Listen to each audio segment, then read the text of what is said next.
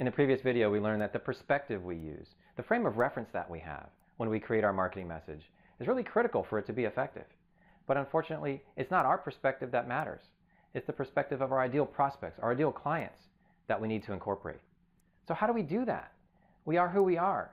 We know too much about our products and services. Well, to keep it simple, we can interview those people that we want to serve, whether they're clients or prospective clients.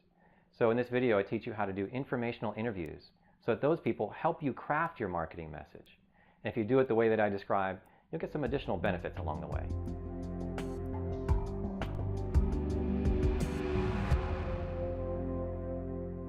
Okay, so let's help you learn to interview your ideal clients so that they help you craft your marketing messages. So the first thing you might expect, we have to identify who your ideal clients are.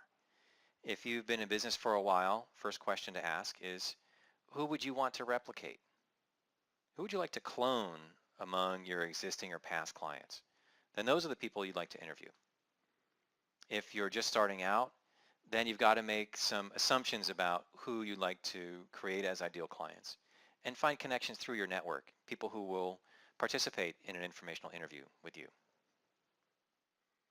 Second, you want to take a detective mindset. We're going to go through what questions you would ask.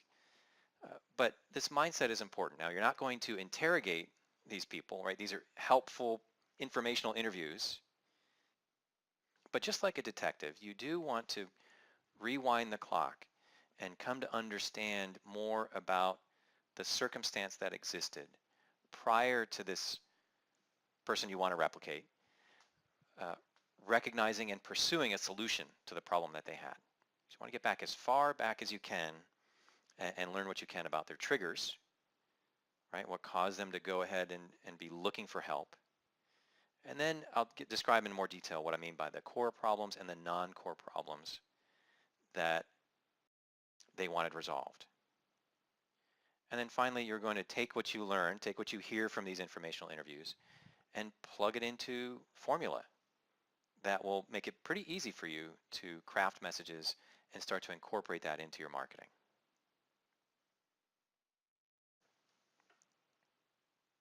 So as a refresher, we know that our ideal prospects and our ideal clients have no choice but to filter out most of the information that is sent to them that they're dealing with. So we are looking to gather some nuggets that will allow us to have messages that will cut through the clutter and earn their attention. And we know from the prior video, which if you haven't seen that yet, I encourage you to pause this one, go back to the other page and watch the prior video. But as long as you've watched that, you know that we are trying to understand the right side of the river here. We're going to create marketing that is in the language of our prospects' problems, frustrations, and desires. We're going to use that vocabulary in our marketing, not discussion of our products and services. So here is where we put our detective hat on. What was going on prior to the problem starting? Right? So think back to that detective. What happened before the crime? What was going on prior to the problem starting? Try to be inquisitive and curious about that. Tell me more about that. What was frustrating your client that you're interviewing, or the people who fit the profile of your ideal prospect? What preceded them looking for help from a product or service? Why do they think that circumstance came about? Now, you may have to adjust the questions based on your type of client and offering, but the idea is the same. Just get them to talk. See what kind of color you can get about that circumstance. Then once they recognize that they wanted some kind of help from a product or a service, try to find out what options they initially considered. What categories of business entered their mind that could help them with this problem, right? It may not be who you perceive to be your competition. I want to understand from their perspective, what did they think their options were? Now, once they decided to seek some kind of assistance, where did they go to learn what their options could be, right? Once they had a couple of categories of kinds of businesses they wanted to learn more about, how did they go do it? Did they just ask friends? Did they go to Google and search? Did they poke around on Facebook for a while until something came to mind? And then finally, of the companies that they contacted, so one of them may have been yours, but perhaps they evaluated you against a couple of other options. What inspired them to contact the companies they did? So you might learn that somebody did a Google search, They went to 8 or 10 websites from their recollection. They went to 8 or 10 websites and they contacted 3 companies, one of which was yours. So what inspired them to contact those 3? What about those websites in that example worked for them? Did they check out the blog and they saw that there were current articles there, so they felt like it was a viable business? Did they appreciate that there were testimonials there? Just see what you can learn about the options that rose to the surface for them. Then as you go through these questions, which have more detail in the ebook, I've included that link again below for the How to Create Irresistible Marketing Messages ebook, you're listening for a few things. 1, the triggers.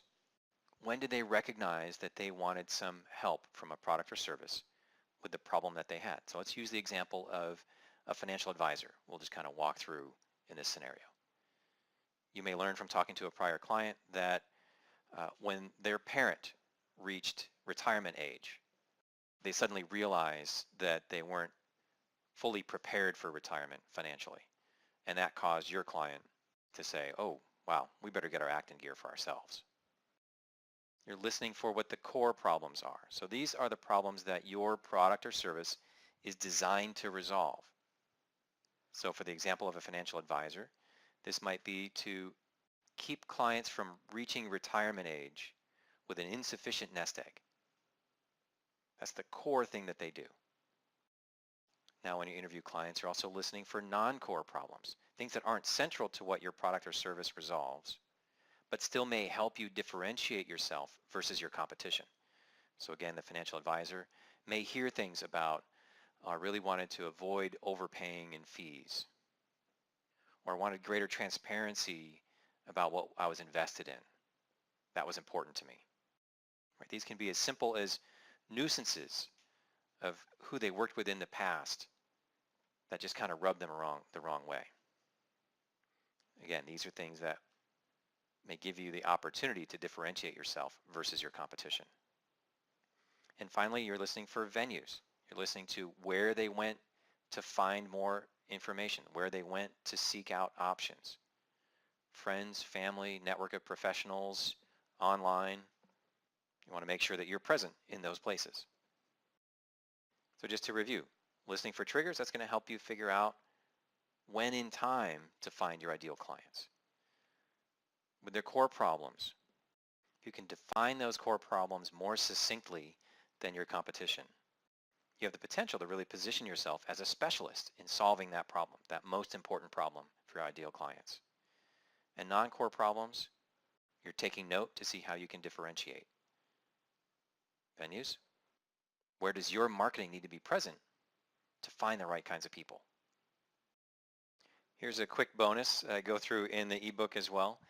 When you're talking to somebody who actually was a past client and they're quite happy with their service, this informational interview is a natural place to ask a simple question that will almost always generate a testimonial that you can use. A testimonial that they'd be happy to support and allow you to use in your marketing. So ask a simple question. What has been the best outcome of your work with us and why? After they answer that, you say, geez, wow, I really appreciate that. That's a nice comment. Would you mind if I posted that on our website? So the next step, once you've accumulated this information from your informational interviews, see where you've got a real common theme and create a core message. The easiest starting point is with an elevator pitch. There's more examples in the ebook, but a simple formula here is I work with blank, define your ideal client, who want to avoid blank, the core problem that you identified from your interviews.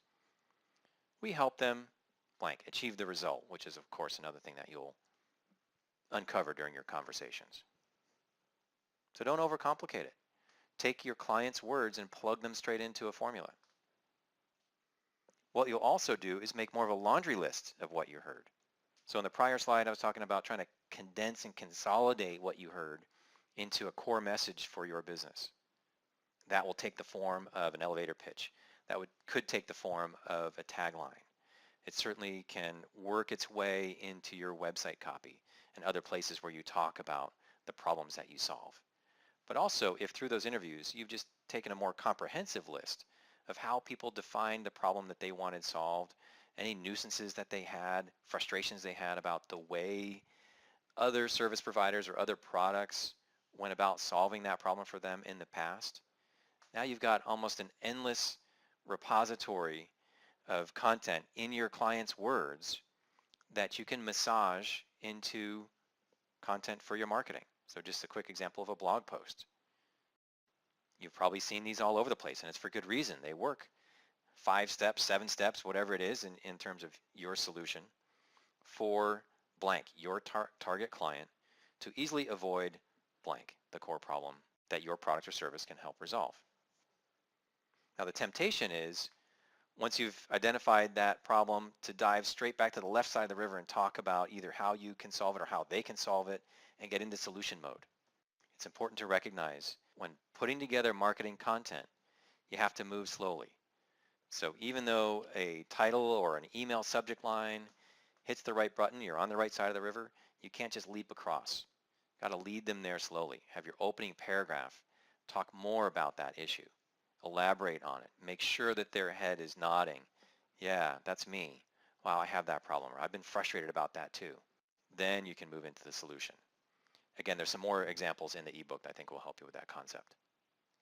So the exercise, let's keep it pretty simple. Identify the clients and prospective clients to have informational interviews with. Conduct those interviews and just keep your ears open for those things. What are the triggers, core problems, non-core problems, and the venues? Where do they go looking for help? Apply the formula to first create a core message and then make more of a laundry list of what you heard to act as your repository of content ideas for the future. It may all sound too simple to be true, but if you follow what I've outlined in the last couple of videos, you really should be on your way to attracting more of your ideal clients who are happy to pay the fees for your product or your service because they feel like your business uniquely understands their circumstance. So in the next video, we'll talk about what do you do when you start to have too many clients? How can you build a business that will scale better? Stay tuned for those tips.